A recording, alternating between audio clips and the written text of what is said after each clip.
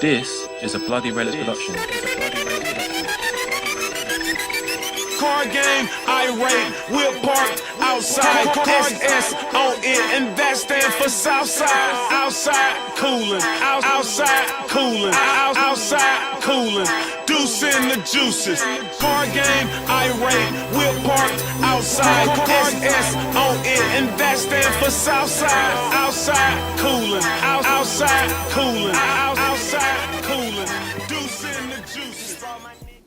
Welcome back to another episode of FNC Real Sports Talk. I'm your host, Kenny McNeil. Alongside Rick Del Campo. And today we got a good show ahead of you today. We're going to start off with the Arizona Cardinals and the St. Louis Rams, Thursday Night Football. What do you think about that? Yeah, honestly, I fell asleep. It had to be the most boringest game of the year so far. You would think somebody that was coming in undefeated at 4-0 and beat some of the best teams in football came in boring. I mean, it was just a boring game.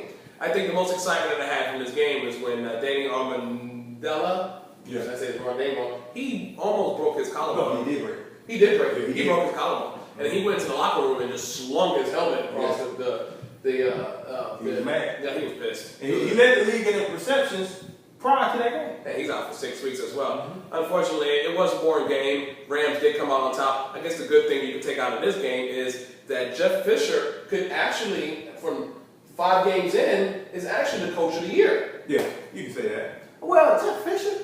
Yes, that scared me too. Jeff Fisher. Taking a team like the Rams, and they won 3 games. Yeah, they won 3-2. 3-2, I mean, not a stellar record, but he played some good games. You know, with that being said, I mean, is the NFC West actually the best division of football? I doubt it. I still think it's the NFC East. But the NFC West, they are making noise. You got the San Francisco 49ers, that I believe they 4-1? Mm-hmm. 3-1? You had 3-1, yeah. You got Arizona Cardinals. Mm-hmm. They're making noise. That defense is good. Now, I think one wild card spot is going to come out of it, most definitely. One wild card spot is going to come out of that. Yeah, I have to agree with you. I think, at one point, I think the NFC East is actually the best division in all of football. I mean, that is a very, very tight race. You know, the NFC West, however, has some compelling stories.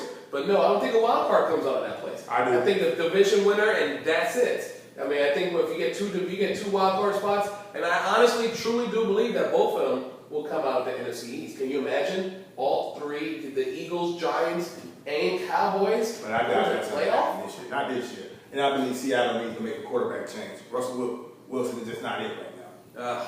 We'll see. It's only 5 games in, with some more games coming up, so we'll figure it out coming up. Now, Shaquille O'Neal was quoted as saying his best centers in the NBA, and he wound up, I guess, downing, your boy Dwight Howard from the Lakers. What do you think about that?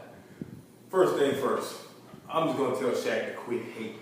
His time is gone and past. I mean, as a player, he was the greatest center that ever played the game, in my opinion. Mm-hmm. Let's keep it at that. Shaq quit hating on Dwight. Yeah, he's the new Superman. He's been the best center in the last 6 years, in my opinion.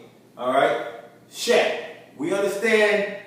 Leave the game alone. Stay broadcasting. That's just the bottom line. Because Dwight Howard is the man.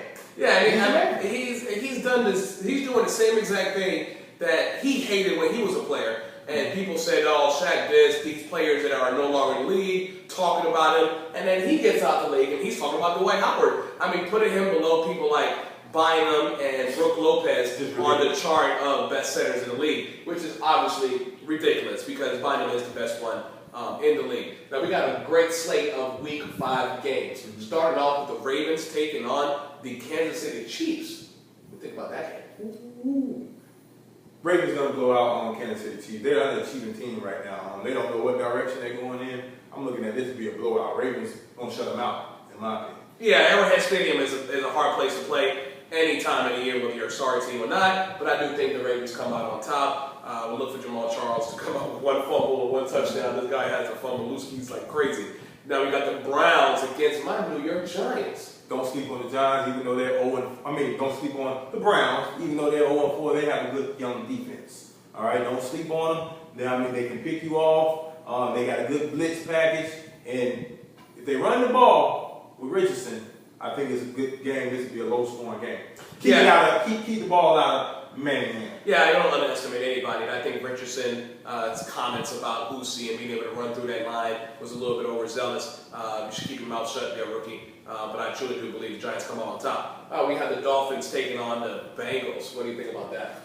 Man, Dolphins have been playing teams hard lately. I'm not sure, but I believe Cincinnati will bring it out. It'll be a close game again, but definitely the Dolphins have been playing people hard. But Cincinnati will take this game. I agree. I think A.J. Green and Andy Dalton have actually worked together and meshed together great as a good tandem. A.J. Green is a beast. And I truly do think the Bengals come out on top. And they're at home, even though the Dolphins are trying to do their thing. Now we have the Green Bay Packers taking on the Colts. To be honest with you, I want the Green Bay Packers to lose this game. They lose this game, I don't got to worry about them in the playoffs. True. Yeah, I don't want to see Aaron Rodgers in the playoffs. I want the adversity to go on through the regular season. Don't clinch the playoff berth. And I don't got to worry about him going to Philadelphia and playing Michael Vick. Well, I think Green Bay Packers wind up coming on top easily. I mean, Rodgers is who he is. I think Greg Jennings actually has his best game of the year. He's been quiet. Actually, he's been sleeping, non-existent the whole entire time. So look for Green Bay to win that one. Then we have your Eagles against the Steelers, probably one of the best games of the week. Last time these two teams played in the regular season was 2004, our Super Bowl, the Eagles Super Bowl run. And man, it was a battle on that field. Yeah. It is going to be a battle. You are in Pittsburgh. The Eagles, narrowly won last week by the skin of their teeth. I think it's a competitive game. I think he winds up doing good. I think Vicks finds his momentum and his turnover problems come to a little bit better off than what it did last time, but I look for the Steelers to win.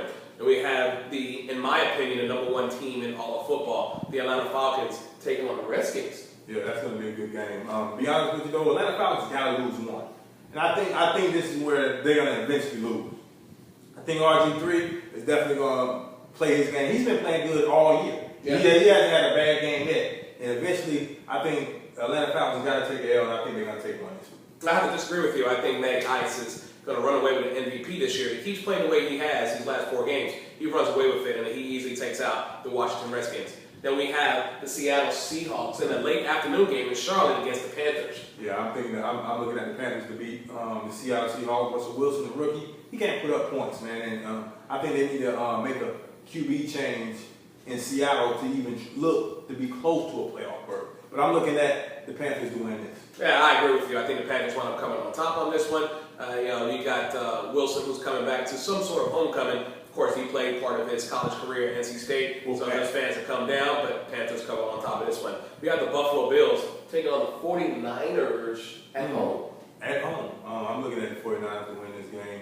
QB play for the Buffalo Bills is just wishy-washy, man. You don't know what kind of guy you're going to get. Are you going to get the 4 touchdown passes or no touchdown passes, 3 interceptions on Fitzpatrick? I'm looking at the 49ers to shut them out.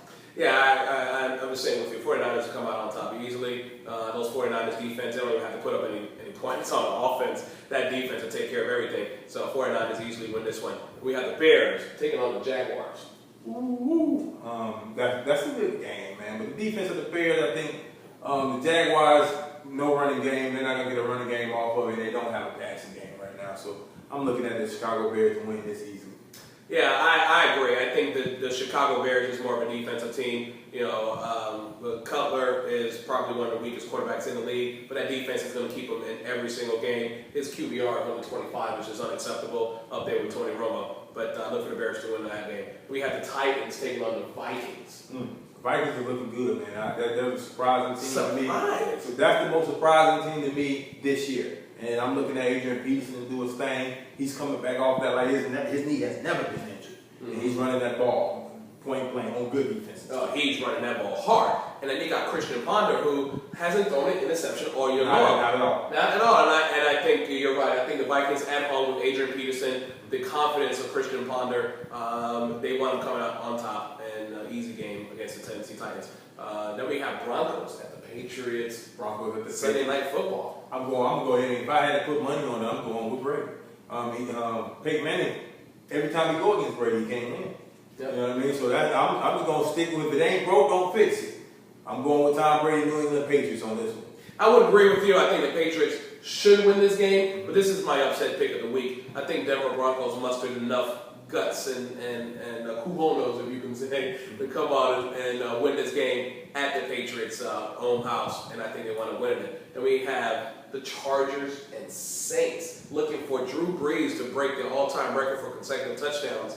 And is it in Who Dat Nation? In Who Dat Nation. And in front of his old coach. They're all coming to the game. They were all accepted by the NFL to come watch the game after being banned for the year. I don't know. That's ridiculous, too. Coach Payton should be at home watching the dang on TV. If you get fired, you get fired for a year. And that's why they're going to lose this game. I picked San Diego to win this 21-10. Yep, I agree. Chargers win on top. Then we have Monday Night Football. We have the Texans against the lackluster Jets. Hey, I feel sorry for Sanchez after this game right here. Houston gonna blow them out because that's a Super Bowl contender right now in the AFC. They're gonna blow them out, and it's Tebow time after this week. Yeah. They go to service. Yeah, I agree. Texans easily.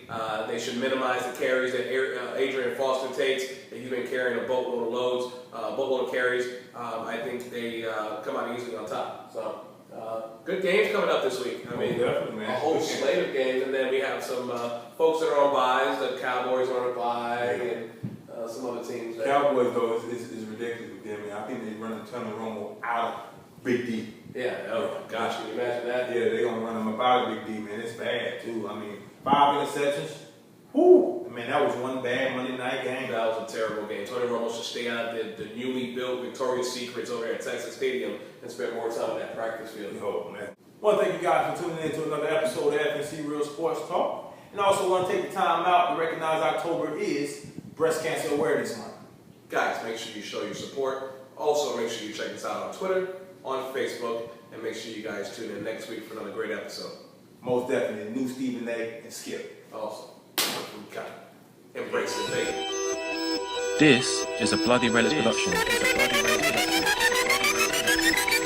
Car game, irate, we're parked outside. SS on it, and that stand for Southside. Outside coolin', outside coolin', outside coolin'. Deuce in the juices. Car game, irate, we're parked outside. SS on it, and that stand for Southside.